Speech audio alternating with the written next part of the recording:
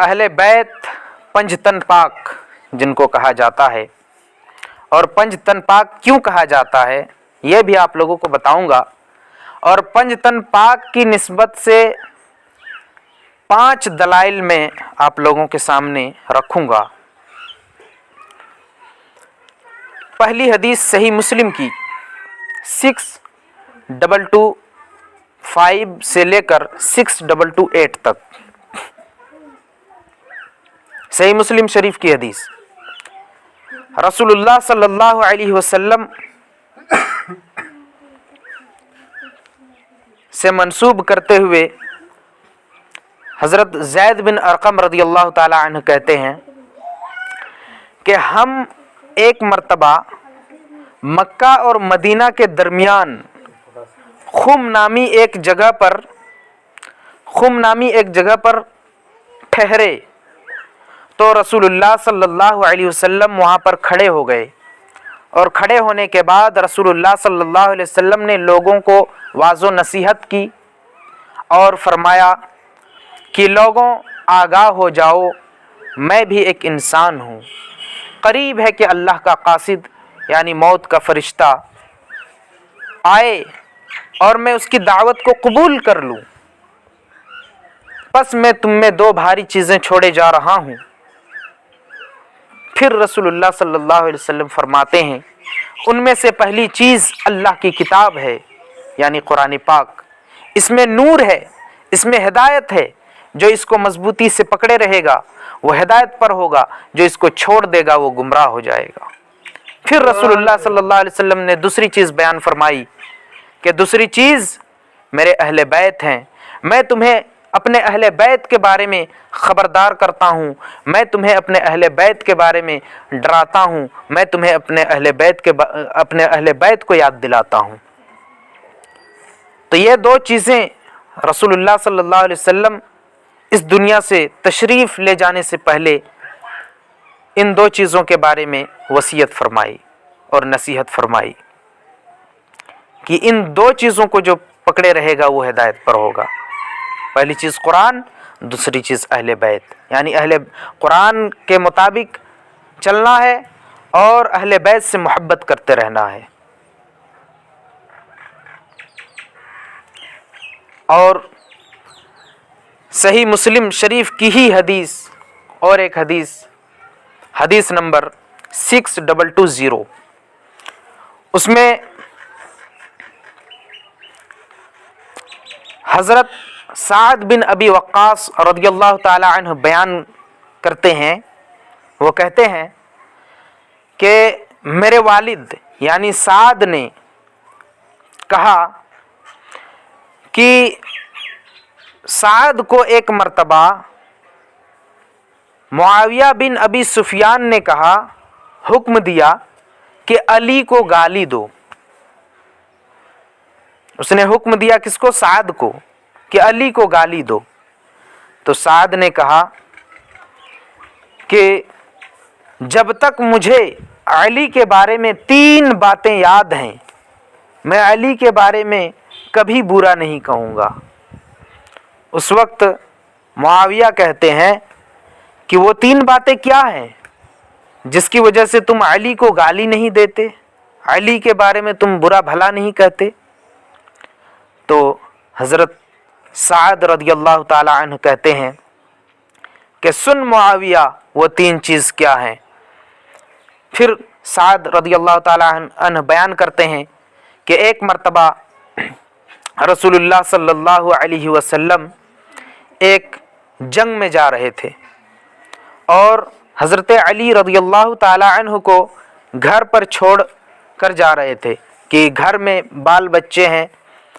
بیویاں ہیں، عورتیں ہیں، ان سب کی آپ نے حفاظت کرنی ہے گھر میں، اور ہم باقی اصحاب کو لے کر جنگ میں جا رہے ہیں۔ تو حضرت علی رونے لگے کہ یا رسول اللہ آپ جنگ میں جا رہے ہیں اور مجھے چھوڑ کر جا رہے ہیں بچوں اور عورتوں میں۔ تو رسول اللہ صلی اللہ علیہ وسلم نے فرمایا کہ اے علی، کیا تم اس بات پر خوش نہیں ہو کہ میری نسبت تمہارے ساتھ وہی ہے جو موسیٰ علیہ السلام کا حضرت ہارون علیہ السلام کے ساتھ. اور پھر سعد پھر بیان کرتے ہیں کہ دوسری فضیلت سن معاویہ دوسری فضیلت کیا ہے. پھر دوسری فضیلت بیان کرتے ہیں کہ جب خیبر فتح نہیں ہو رہا تھا، جنگ خیبر کے لیے نبی صلی اللہ علیہ وسلم اور صحابہ کرام گئے ہوئے تھے اور اس میں حضرت علی رضی اللہ تعالی عنہ بھی شامل تھے. تو خیبر فتح نہیں ہو رہا تھا. پھر رسول اللہ صلی اللہ علیہ وسلم نے فرمایا کہ کل میں اس شخص کے ہاتھ میں جھنڈا دوں گا جو اللہ سے محبت کرتا ہے اور رسول اللہ سے بھی محبت کرتا ہے، اور اللہ اور رسول اللہ بھی اس شخص سے محبت کرتا ہے. یہ کوئی چھوٹی فضیلت نہیں ہے. رسول اللہ نے فرمایا کہ کل میں اس شخص کے ہاتھ میں جھنڈا دوں گا جنگ کے لیے جو اللہ اور رسول اللہ سے محبت کرتا ہے اور اللہ اور رسول بھی اس شخص سے محبت کرتا ہے. تو صحابہ کرام اپنے سروں کو اٹھا کر دیکھنے لگے کہ وہ شخص ہے کون، اور کچھ لوگوں نے سوچا کہ شاید میرا نام آ جائے اس میں. صحابہ کرام سب تو ایمان والے تھے، تو لوگ کوئی سوچ رہے ہیں کہ شاید رسول اللہ مجھے کہہ دیں، کوئی سوچ رہے ہیں شاید مجھے کہہ دیں، لیکن نبی صلی اللہ علیہ وسلم نے کہا کہ علی کو بلاؤ. جب علی آئے تو دیکھا کہ آشوب چشم میں مبتلا تھے حضرت علی، یعنی آنکھ میں درد ہو رہا تھا.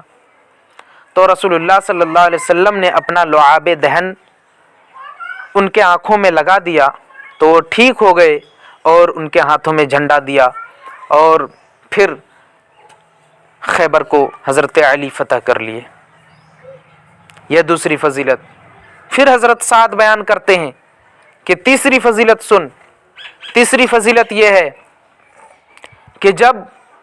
آیت مباہلہ نازل ہوئی، سورہ آل عمران پارہ نمبر 3 آیت نمبر 61، فَقُلْ تَعَالَوْا نَدْعُوا أَبْنَاءَنَا وَأَبْنَاءَكُمْ وَنِسَاءَنَا وَنِسَاءَكُمْ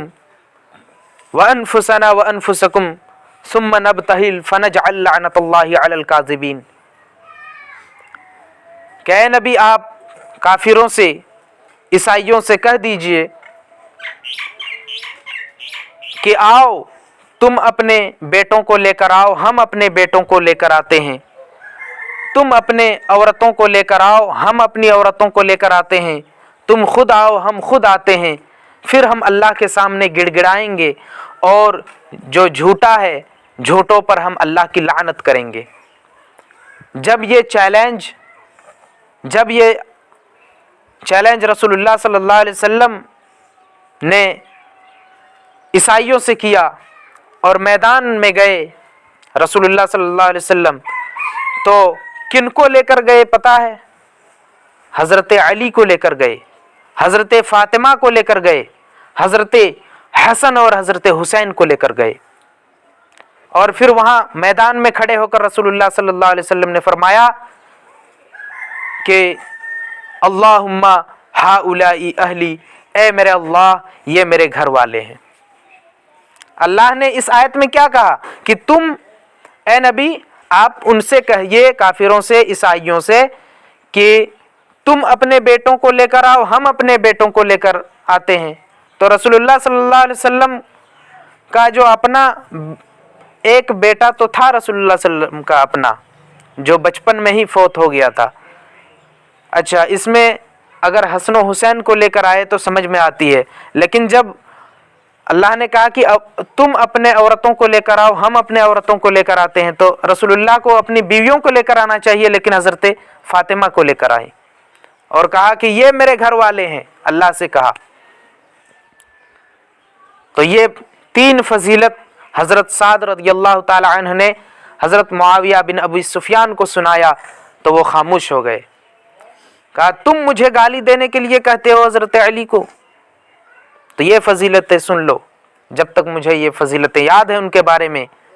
انہیں کبھی بھی گالی نہیں دوں گا، میں انہیں کبھی بھی برا بھلا نہیں کہوں گا۔ اور ایک صحیح مسلم شریف کے اندر حدیث نمبر 6261 صحیح مسلم شریف کے اندر وہ حدیث اس طرح ہے کہ حضرت عائشہ رضی اللہ تعالی عنہ بیان کرتی ہیں کہ رسول اللہ صلی اللہ علیہ وسلم ایک مرتبہ صبح نکلے تو رسول اللہ صلی اللہ علیہ وسلم چادر اوڑھے ہوئے تھے، کالی چادر، موٹی اون کی چادر۔ تو ادھر سے دوڑتے ہوئے حضرت حسن رضی اللہ تعالی عنہ آئے تو رسول اللہ صلی اللہ علیہ وسلم نے حضرت حسن کو اس چادر کے اندر لے لیا۔ پھر حضرت حسین آئے تو حضرت حسین بھی اس چادر کے اندر داخل ہو گئے۔ پھر حضرت فاطمہ آئیں تو ان کو بھی رسول اللہ صلی اللہ علیہ وسلم نے چادر کے اندر لے لیا۔ پھر حضرت علی آئے، ان کو بھی چادر کے اندر لے لیا اور آیت کریمہ پڑھی، سورۃ الاحزاب پارہ نمبر 22 آیت نمبر 33 پڑھی، انما یرید اللہ لیذھب عنکم الرجس اہل البیت ویطہرکم تطہیرا، کہ اے محبوب بے شک اللہ تو یہی چاہتا ہے کہ تمہارے گھر والوں سے ہر قسم کی ناپاکی، ہر قسم کی ناپاکی کو دور کر دے اور تمہیں خوب ستھرا کر دے۔ یہ آیت رسول اللہ صلی اللہ علیہ وسلم نے تلاوت فرمائی۔ تو یہ اہل بیت کی فضیلت میں اس کے علاوہ بھی بہت ساری احادیث موجود ہیں اہل بیت کی شان میں، لیکن میں نے پنجتن پاک کی نسبت سے یہ 5 احادیث میں نے بیان کیا، پنجتن پاک کی نسبت